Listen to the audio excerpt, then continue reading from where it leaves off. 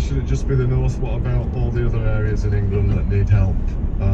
Which is vaguely more substantive if they were serious about it. The Northern Powerhouse, I think, was an idea you came up with before you joined the government, long before you joined the government yourself. What does it actually now mean? What, you know, the Northern Powerhouse Partnership still exists. What are you doing? I mean, the core, the Northern Powerhouse is what I... In 300 yards, slide right onto Causeway, A312. You know, where I'm from, centre of Manchester to the centre of Liverpool, Leeds and Sheffield is no more than 35 miles. It's a specific geographical area. I mean, that's at the core of the Northern Powerhouse, but socially, of course, it became virtually anywhere in the north. But take the next right onto Causeway, A312. Area of 8 million people in that whole radius into one single economic unit and make it function like that for consumers and producers. You've got an area that's the same as, or getting on for the same as London, and so the UK has 2 major engines on a global basis. And the Northern Powerhouse Partnership is the sort of cross between a lobbying entity and a really influential... Continue on A312 for 1 mile. Trying to make sure that the Northern Powerhouse within the levelling up agenda is something that won't die, irrelevant of which particular human being is in number 10 at any one moment. And of course, this is also about where the money goes and who gets the money. I mean, in London, they're just finishing, about to open Crossrail, now called the Elizabeth Line. The investment, the infrastructure carries on in London. Despite all the political rhetoric, it's still focused in many ways there. What single big piece of infrastructure does the North need that would change the feeling of the North and create that powerhouse that isn't there at the moment? I mean, you've got to be... we probably won't have time to wade into all the details, but I often say there's 6 different things that are all necessary to deliver ultimate success. Infrastructure is just one of them. I caught the back end of your previous conversations and giving much more serious devolved powers and responsibilities is at least as equally important as infrastructure. If you look at other parts of the world, Japan or France, you have the most fantastic railways, but it doesn't stop Tokyo dominating more and more life in Japan, nor does it really stop Paris dominating France. So I personally don't get quite so wrapped up about HS2 as many as my friends in the north, but I do think making sure you've got Northern Powerhouse Rail truly connecting Leeds and Manchester and eventually through to Liverpool as fast as possible and as affordable as possible is crucial. But so is devolution, so are skills, so is education, and so is a whole interconnected thing related to trying to attract more modern businesses to various parts of the north. Do you think it's at all practical? Ben Houch and I were talking about varying income tax rates in different parts of the country. That would be something the Treasury, and I know you were a Treasury Minister yourself, would absolutely hate. Now, you know, you weren't, as it were, a life and soul Tory. You were brought in by the Conservative government to work there, and you're now a crossbench MP, peer. But what do you think about the current debate on tax? First of all, on the idea of varying tax across the country. Well, if you look at the United States, as I'm sure you're aware, Andrew, that many states have state taxes, states and indeed city income taxes. So, in principle, why could we not do that here in the UK? And it's proven to be quite an interesting competitive way of certain areas of the US trying to outcompete with each other, and not really much evidence to the national detriment. So. I'm a huge believer in more and more devolution, so I think in principle, why not? Why not? In principle, why not radical? Yeah, we need it. I was going to say that the British state always used to go to Manchester for radical thinking, and it seems to be still the case today, I'm glad to hear. Can I ask you about the other tax debate going on among Tory MPs at the moment, who are simply saying, with the cost of living crisis, with people being unable to pay their bills, with fears over recession, this is really the time to start cutting taxes overall. The Tories are meant to be a tax-cutting party, but under Boris Johnson, they've raised taxes again and again, and this is the time to reverse ferret. What do you think? I think it seems a bit weird, to be honest, given the still very large state of the fiscal deficits and inflationary pressures. And obviously I can see the sort of superficial political benefit for the Tory machine, but it doesn't really make a huge amount of sense to me. We need to somehow get to grips with the largesse of the past, what is it now, getting on for 15 years, particularly that's developed since the pandemic, and linking it to the reason why you got me on about levelling up. You know, as I think Michael Gove himself admitted, possibly on LBC yesterday, amongst other places, or a couple of days ago, if we can't get inflation under control, then levelling up's going to be even harder to deliver. So random cuts in taxes don't strike me as being very, very, very economically justifiable in the near future. Lord O'Neill, I don't know if you had a chance to hear or look at some of the Bloomberg analysis on levelling up, but it's pretty grim reading, frankly. It suggests that across most of the country, people have seen virtually no change at all. Why do you think that is? Is it purely down to the pandemic and the Ukraine war, or has the government been unable or failed to follow through the rhetoric we saw in 2019? So I heard a bit about it this morning because they actually asked me to be part of the launch of their new sort of UK thing. So I am a little bit, I mean, through the Northern Powerhouse Partnership team and my own background, I look at a lot of data pretty carefully. And I think one needs to be careful as to what exactly they're talking about. And I also add the caveat, the North is not one place.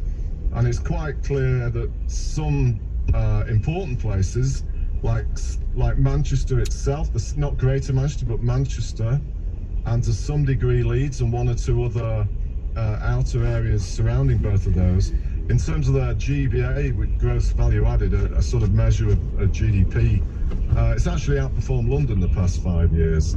If you look at the North as a whole, it of course is far from true, and there are many places that are really, really struggling. Many coastal towns and the outer boroughs of many urban areas and some other big cities too. But I think one has to be a bit careful. My strongest answer to you, Andrew, about it is I think some of these things are a little bit nonsensical in a way, to be honest, and that's no disrespect to Bloomberg trying to start off doing some serious data analysis on it, because we're dealing with something that's happened throughout the whole of your and my lifetime. So the real success of something like the Northern Powerhouse and levelling up as it applies to there and elsewhere, you really want to be looking at measuring these things over quite a long period of time, and including things like life expectancy ultimately. But obviously we go with what we have on an ongoing basis. I think that was, to be fair to them, that was one of the measures they looked at. But in 200 yards at Wagoners Roundabout, take the second exit onto the Parkway, A312. Much appreciated. Now, coming up, my interview with Andy Burnham, the Mayor of Greater Manchester, where we are today. He might not like me saying this, but he is the bookies' favourite to be the next Labour leader. I'm sure he'll tell me after the break why it's a little bit too early to be rushing down to the bookies today. Amelia Cox has your news. Boris Johnson has avoided another fine following the latest round of fixed penalty notices over Partygate. More than 100 have now been issued by the Metropolitan Police after lockdown rules were broken in Downing Street. A cabinet minister says negotiations with the EU over the Northern Ireland Protocol have reached a very serious situation. Michael Ellis says the proposals made by Brussels would take the UK backwards. And 3 men have been arrested on suspicion of child abduction after a teenage girl went missing in Bristol. The 15-year-old has been found more than 2 weeks after she disappeared from her home. LBC weather, rain moving in from the west in northern areas tonight, drier in southern England and Wales, lows of 7 degrees. This is LBC. Wicked. Discover the incredible untold story of the Witches of Oz and how one came to be called good and the other wicked.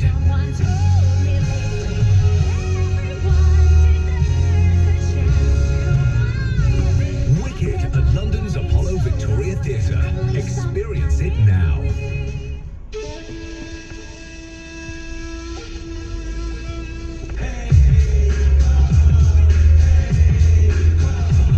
So you want a great new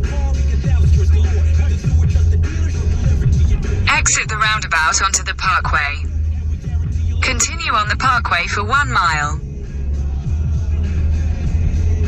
Whether you're buying online or through our trusted dealers, feel good your way with Heycar. T's and C's apply. Have you lost £3,000 or more in a scam or fraud? Tell CEL. Perhaps you purchased a vehicle or other high-value item only to discover the seller was bogus. CELsolicitors.co.uk specialise in confidential, no-win, no-fee fraud and scam claims. If you've been deceived by scammers, text HELP to 88200 and we could help you get your money back. We listen, we care, we win. eToro is a social network. No, eToro is an investment platform. It's both. That's social investing. In other words, it's where millions of people invest in stocks, share ideas and strategies. eToro, the power of social investing. Download eToro today from the App Store or Google Play. Your capital is at risk. Leading Britain's conversation, LBC, tonight with Andrew Marr. And the time, folks, is 6:35.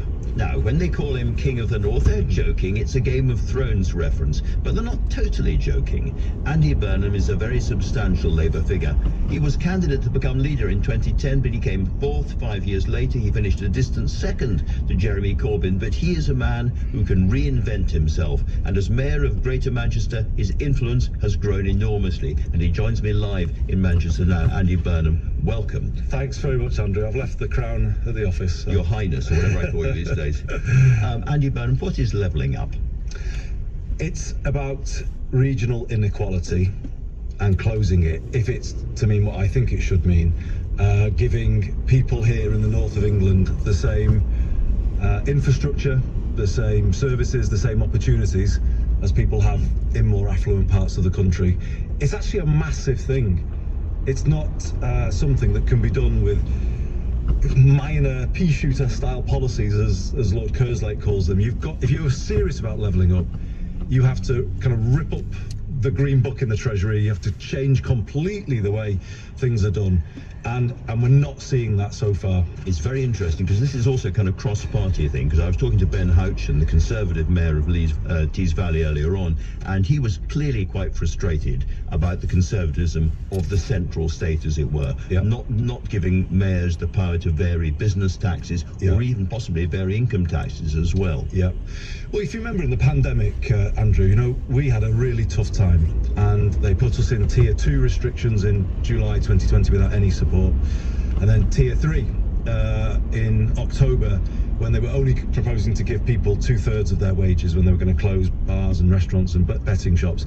And I said, no, it wasn't point scoring. I could not accept that for people. In 200 yards, at Cranford Parkway interchange, take the second exit onto the M4 slip road to Heathrow Airport, M25. Somebody answer us back. Oh, we're going to cancel devolution now because it's outrageous. We're the British state, back off. That was basically the message that came back. And you can't have a mature country where the regions have their voice and their influence if that's how it works, where we all have to go on bended knee, praise everybody on that. Please, can we have a little bit of funding to sort something out here? It can't work like that. So you're quite an unusual Labour figure in the sense that you've come out openly to get rid of the House of Lords and put in place a kind of Senate of the regions and the nations. Just explain to people listening why that's a good idea. So let me just, if I could start with the problem. The current Westminster system, which is the system we've... Exit the roundabout onto the slip road. ...predates that. That system... In a quarter of a mile, merge onto It's M4. not an accident. It's actually what comes from having a system. Too much power, too much money in one single place. Well, that, absolutely that. But another problem, in that one place, all areas are not represented equally. Because if you go into the House of Lords, as I used to do when I was down there, you will hear, I should say, accents from within the M25. Let's be They're honest. very varied. You get Eton, you get Harrow, you get Winchester. Yeah, and that's my point. I mean, I'm nothing against some of the wonderful people in there, but the nations and regions of the UK are not equally represented in our own parliament. Now, how can that Well, therefore, Parliament is weighted towards one part of the country, the Golden Triangle, and you know we have a very unequal country. And the thing is, So why is it that the idea of sweeping away a chamber which includes people like Lord Lebedev of Siberia and people who've paid money into party funds and all of that, why is that considered an idea too radical by the Labour leadership? I don't know, because I did push the government I was in quite hard on this idea. I used to favour a solution that Billy Bragg put forward, of all people. Well, he's a great man, Billy, and he suggested a secondary mandate, so you would have a proportional Lords comprised from votes for the Commons, if that makes sense. Slightly balance the one-party system and the one-party-takes-all system in the Commons. Absolutely, and I was always kind of sold on that idea, because you'd get a proportional Lords that equally represented, you know, all parts of the UK. Did you ever talk to Keir about this? Yes, I think he's open to it, as far as I understand, because certainly when he ran for leadership, these ideas were on the agenda. Do you know what's always kind of put them in the deep freeze? It's been this idea, oh well, the voters don't care, you know, it's too internal, it's, you know, that's what always was said in the Blair and Brown era when I raised these kind of issues.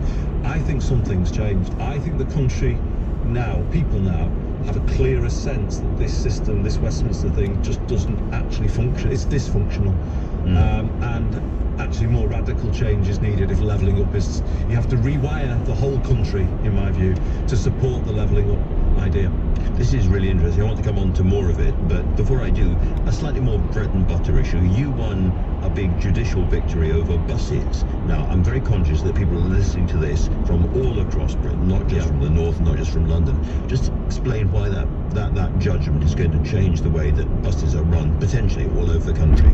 This matters for everybody. We're just the first to go. But this is about having buses back under public control. So if we go back to the mid-1980s, everywhere in England except London was told that buses had to be deregulated. And we were told by the then Prime Minister that would lower fares, it would increase the quality of the buses and the routes that they serve, because the market would solve it all. And you know what? The complete opposite has happened. Fares have gone up and up and up, routes have been cut, and also the passenger numbers have fallen through the floor. And in London, a regulated system, the opposite has happened. You know, bus services have constantly improved. So this is the issue. If we can do it and we win this, and we're still in a fight, because one of the bus companies here is still challenging us, Diamond Buses, but if we win this fight, we will be able to we will decide what the fares the bus companies charge, and we will decide what routes they run, we will decide what buses they have on the roads. And I've already said, if we introduce it as we plan to in September next year, I will introduce... In a quarter of a mile, keep right to stay on M4. ...bus fares, a £1 cap on child bus fares, and that takes us to where London has been for some time now. And the thing is, Andrew, you know, the inequality is outrageous in terms of public transport costs more in the poorest parts of England. If you were to catch a bus... Keep right to stay on M4. ...to Manchester, you would pay 3 times as much as in Haringey, London. I mean, how can that possibly be right? I think we can both agree that Keir Starmer is not the kind of guy who naturally breaks rules.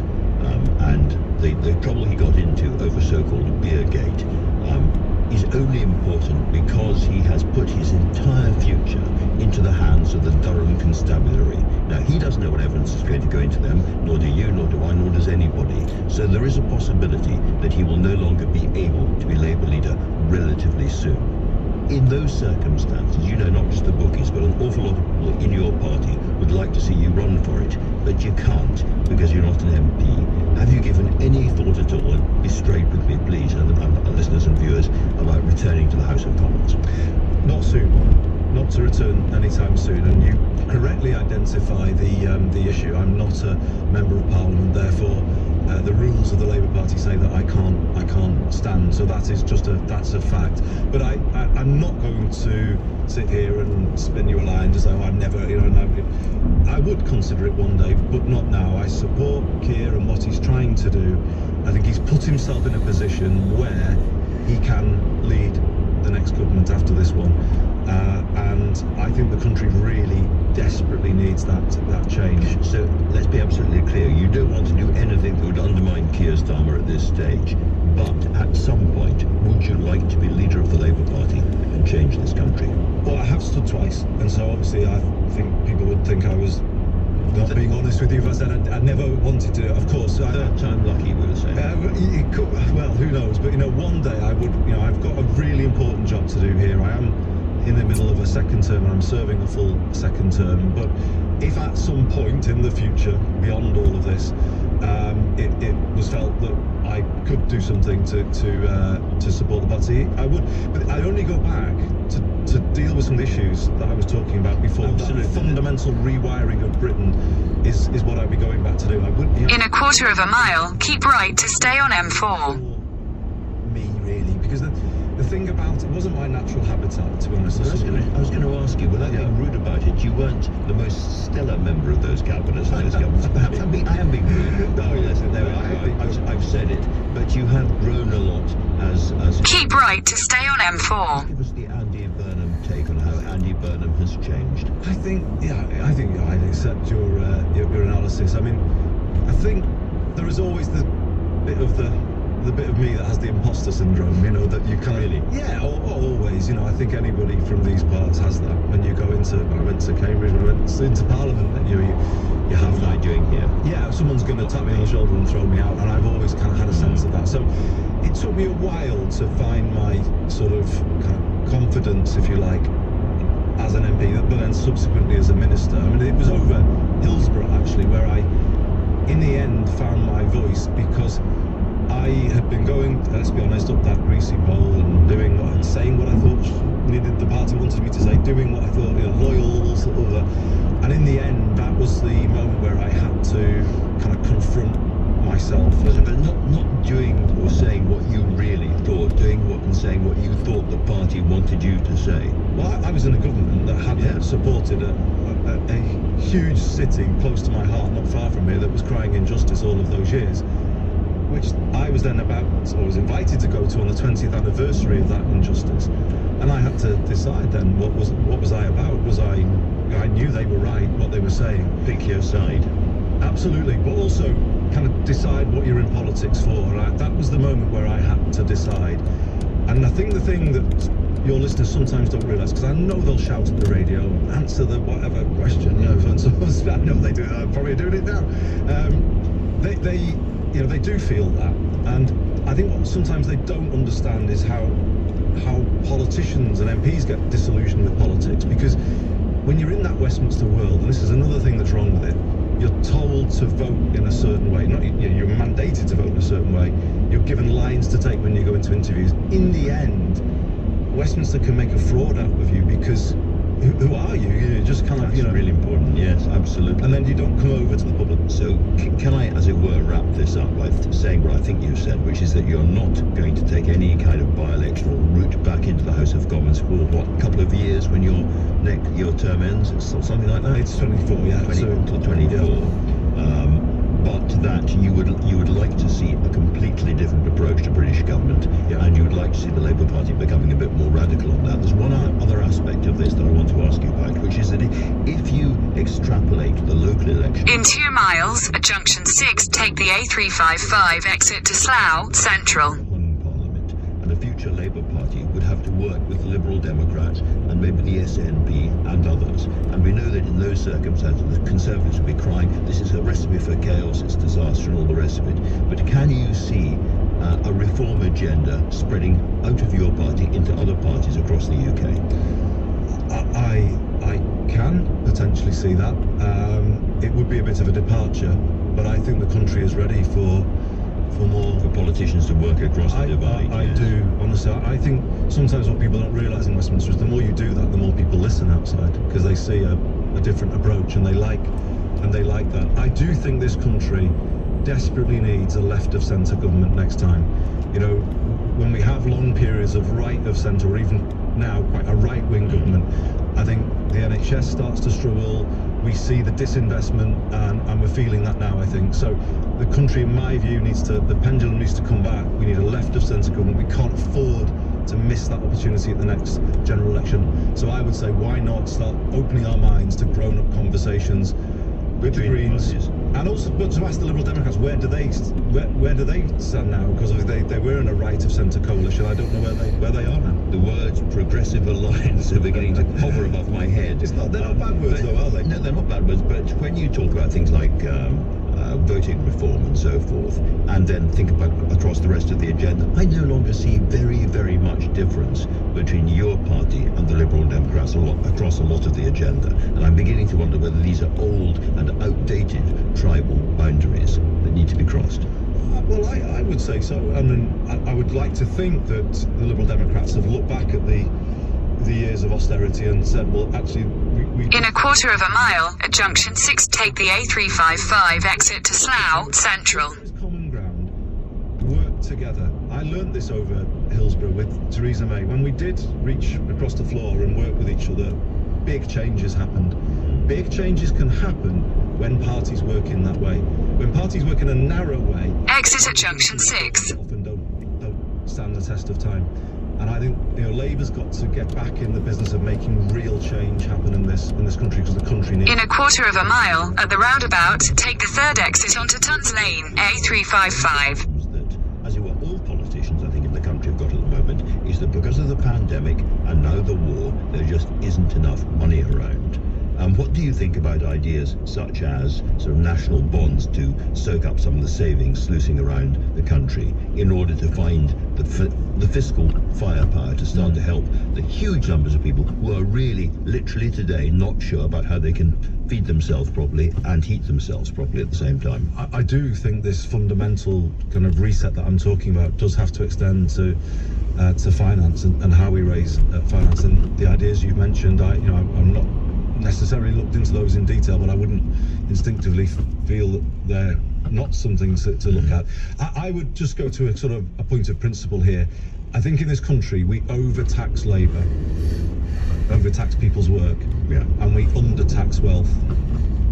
And I think that's a very fundamental question. I think it's a very fundamental question, and I think that issue has grown and grown and grown as a problem the more we've seen the emergence of Exit the roundabout onto Tuns Lane. You can see it all around us. Take an example. Here's something I would like to see personally: a land value tax, because we have people. That's an old Liberal.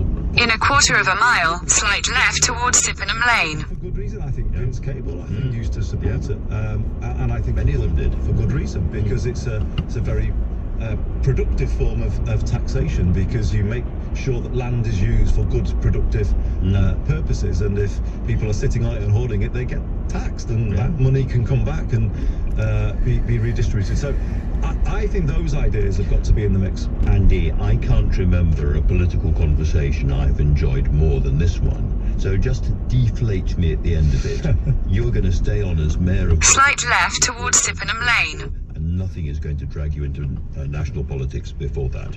I can't, there's that word, is it? Can't foresee. But no, I am here, and I love what I'm doing. I feel energised by what's happening in this amazing city region of ours. I think this is about the reform of British politics is happening here right now. And so if it's happening here, if again Manchester is the centre of radical thought, as we both know, it's been... Continue for 1.5 miles.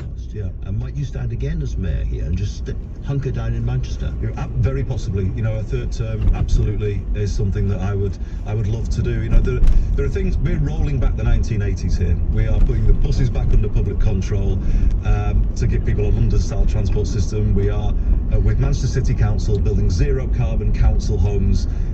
These are these aren't kind of left policies that your listeners will say, well, these are good policies because they correct some of the things that have gone wrong, and they address real challenges that people have. So why would you give up all of that? This is back to the Audi Quattro and banana armour and all the rest of it. Nonsense of the West. But the thing, the difference I feel here is, when I used to go into a government department as a minister, I would sometimes feel that half the place was against you, trying to thwart you.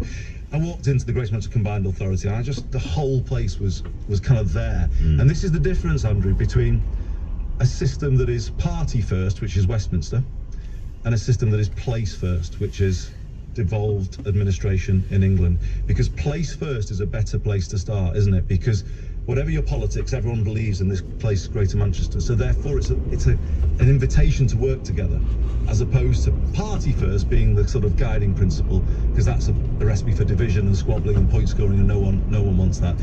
Place first is a really, really good place to sort of build politics around, and I feel we're kind of resonating more for what we're doing because we work in that way. That's really interesting.